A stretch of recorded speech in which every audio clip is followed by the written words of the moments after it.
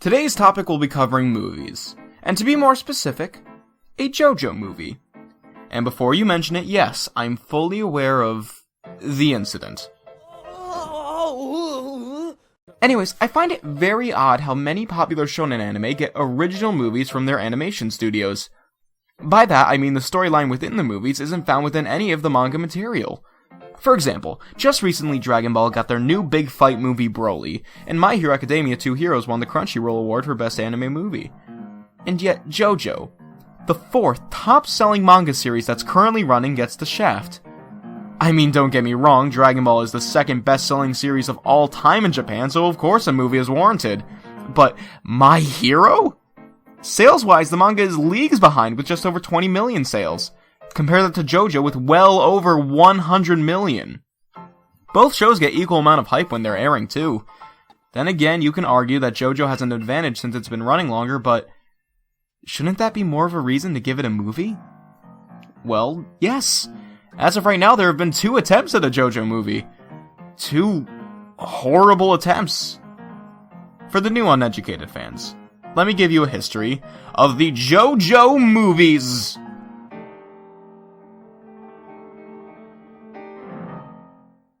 Back in the ancient year of 2007, when Team Fortress 2 was a fresh new game, there was an attempt at a Phantom Blood movie adaptation. This movie was horrible. Why was it terrible? I wish I could tell you. No, seriously, I wish I could tell you. The movie was so bad that it was quickly pulled from theaters in Japan, and it never received a home video release. If you dig online for a couple minutes, you can find some of the archived footage, but it's incredibly surreal to watch. Personally, I really want to see it one day because it was handled by the same studio that made the Stardust Crusaders OVA, and that OVA is the most interesting method of going through Part 3. Considering how much the movie flopped, it's kind of a miracle to consider that 5 years later, David Productions threw their hat into the ring of JoJo animation. Up until 2012, JoJo had the stigma of being unadaptable to animation. And apparently these idiots didn't get the memo. Whose idea was this? Whose idea was this? Diamond is Unbreakable's anime adaptation just finished at the time. People will know how bad your movie is! Why is Jotaro bald? This movie is bad.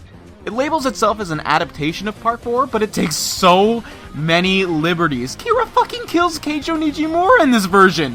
Why? He never picks fights! That's the main villain's only character trait, and they get it wrong! How do you mess up so bad? None of this makes sense!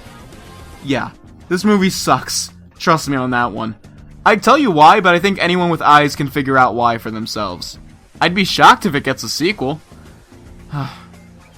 After all this, I think one lesson is apparent. You can't adapt an entire JoJo part into a movie. So, case closed.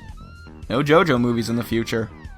I guess what I'm psyched! Just what I was wanting you to think. I was just leading you into a trap the whole time. A JoJo movie is not only possible, but in fact, I'm surprised we haven't seen one yet. We honestly have 3 current non-adaptation archetypes that a JoJo movie could really thrive in. The first has actually already been done before, technically too, and that's an Eyes of Heaven-like story, where you bring the whole JoJo cast back to fighting a big bad. It's flashy, it's perfect for fan service, and the concept alone would get people in theaters. I mean, who wouldn't pay to see a movie where we can see 2 Josuke Higashikatas being up 2 Dio Brandos for 90 minutes? But we JoJo fans deserve just a little better. The second type of JoJo movie we could see could be an original canon story featuring a distant member of the JoJo family, or one we've already seen.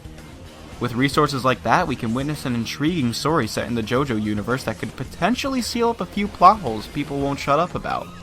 I mean, do I have to explain it? The possibilities are endless here. A Shizuka Joestar movie following her journey in the post-Made in Heaven universe.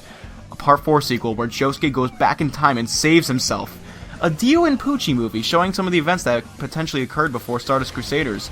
A movie about any of the people in the alternate universe JoJo family. Hell, a Part 5 sequel set in 2011 with Giorno getting a bowl of cereal, or doing literally anything else so people can stop asking him why he wasn't in Part 6. And finally, any of the light novels would make a great adaptation from Purple Haze feedback to George Joestar. While all these ideas are something people want to see, some of these stories can be a bit ambitious for a 90 to 120 minute feature film. So what's the final type of JoJo movie we could utilize? Well, not only is it my personal favorite idea, but it's also something we're going to see really soon, and that's any movie set in the JoJo universe. Not everything has to come back to the JoJo bloodline, and attempts at sealing plot holes or providing fan service could potentially end up taking away from what makes JoJo special. So what did I mean by something we're going to see? For those of you unfamiliar, JoJo God-tier fan artist / king of t-shirt design Rice Pirate is currently in the process of releasing his own animated story of Blood Sun Vendetta. You can watch the pilot episode online now, but essentially it's going to be a short series about the bastard son of Whole Horse.